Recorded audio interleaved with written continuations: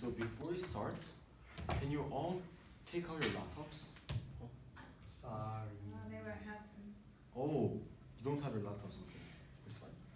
So, because I was doing lectures for 2 weeks in a row, and you must be very bored, you're going to do a 1-hour debate today, but you need to take into consideration the feedback that I gave you last time. So, in the Google Docs, I have I wrote like names and area of focus number 1 and area of focus number 2. So these are the 2 areas that I want you to focus on. If I think that you guys improved on these areas, I will remove the area that you improved and replace it with another area of improvement. So, because you guys don't have laptops, I'll just read it out for you. Engine 1, more comparisons. Do more bite the bullet rebuttals. Do you understand what I meant by this? William, more logic rather than examples, and attack the framing of the debates done by your oppositions. Any questions? Nope. Song, listen more to your opponents and take notes while listening, and try to rebut more points that your opposition raises. Hanju, you have a lot of good points, so more confidence when you're making speeches, and also try to develop your points so that they become more powerful. Jiyu, I wrote see the big picture of the debate, so when the opponent talks about point A, think about why your opponent does that and how you could like strategically use that. And then the second one was more comparisons, so talk about why the benefits or values that your side has is more important than those of the opposition. Sonu, more structure and organization, and also try to be more concise in your speech.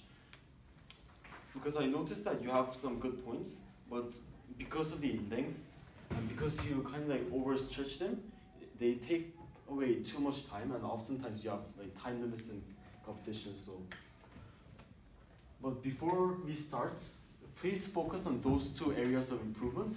And one last thing to emphasize is about motion reading. So you know that motions are basically like topics. This is just synonymous to topics. But then in AP style debate, you have THW, THBT, THR. Is there anything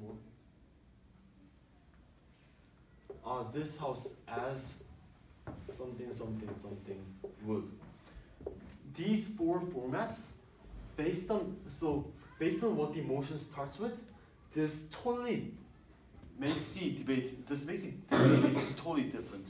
So in a THW motion, this is basically saying that this house is going to do something. So this is the motion where you have to have the justification, benefits, and also the solution. So in a THW debate, because you're actually doing something, you have to tell the judge how you're going to do that. So you need models, justifications, and benefits. In a THBT motion, this is more about value comparisons. Because THBT stands for this house believes that. It's not doing something actually. It's about believing in something. So there's a value that side proposition wants to defend and a value that side opposition needs to defend. So this is rather than the practical arguments like benefits or economic like something or whatnot. THBT is more about which value is more important. And then THR stands for this house regrets. You see, when there's a this house regrets motion, you have to always see in retrospective. So that means here's the present, right? And here's the past. In a THW motion, you can talk about the past and also the future, and also the present as well. But in a this house regrets motion, you can't regret something that hasn't happened yet. So you're going to talk about what has happened in the past. That's what THR motions require you to do. If it's a THR motion and you have an argument about the future, like if the motion is this house regrets something, something, and then you talk about what the government could do in the future, or what the people could do in the future, then that's totally out of the scope of the debate, right? Because that's not what the topic is wanting you to defend. And then finally, this house as something, something, something, we call this an actor debate. So in an actor debate, this house is not society. It is this entity.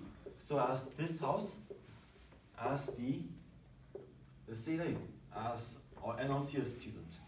No, this is very strange. As DP, as the North Korean government. Let's say that would like do something. Let's say that this is the motion.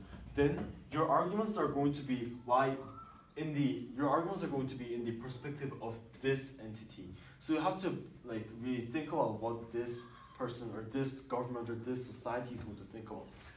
So if you have an actor debate, it's not about morality, it's not about what's the best thing for society in general. It's only about what's the best thing for this person. So if this house as a DPRK government would not give up nuclear weapons, you shouldn't talk about why nuclear weapons are going to have a threat to humanity. Because if you have nuclear weapons, it's gonna be good for DPRK, right? It's gonna be good for North Korea. So you're not thinking about what's going to happen to our society in general, you're thinking only about this, like this thing here. That's the basic difference between these four motions.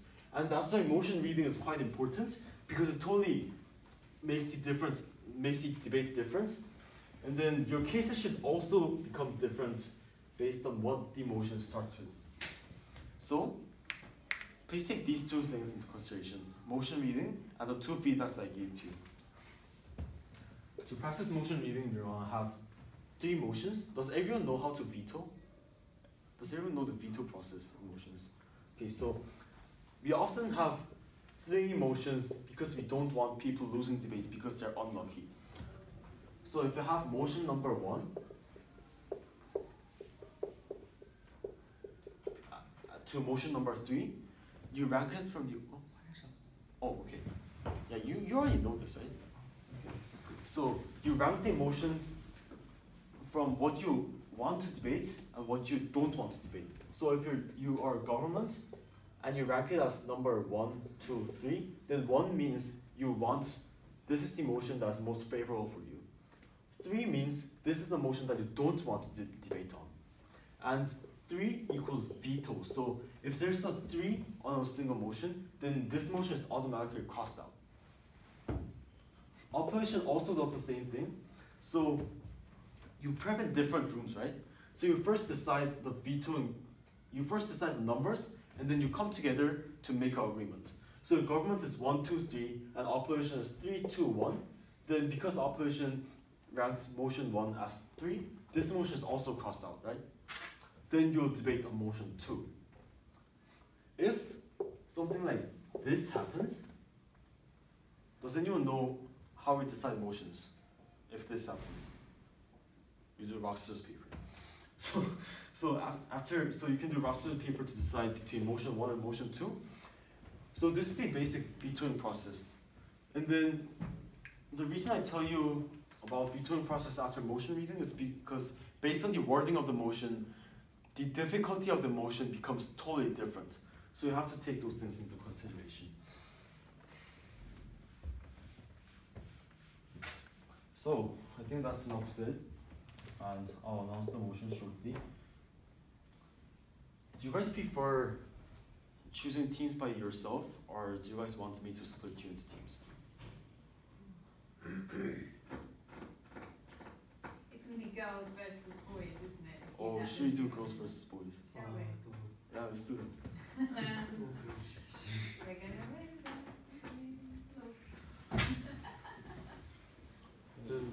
Let's first have rock, scissors, papers to decide sides. William, can you do rock, scissors, papers with Hanju?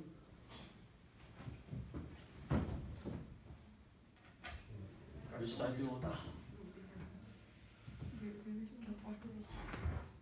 Opposition. 뭔지는 알고 우선 아니 뭐 딱 어. 표정에서 보인다 지금. Boys team, girls team.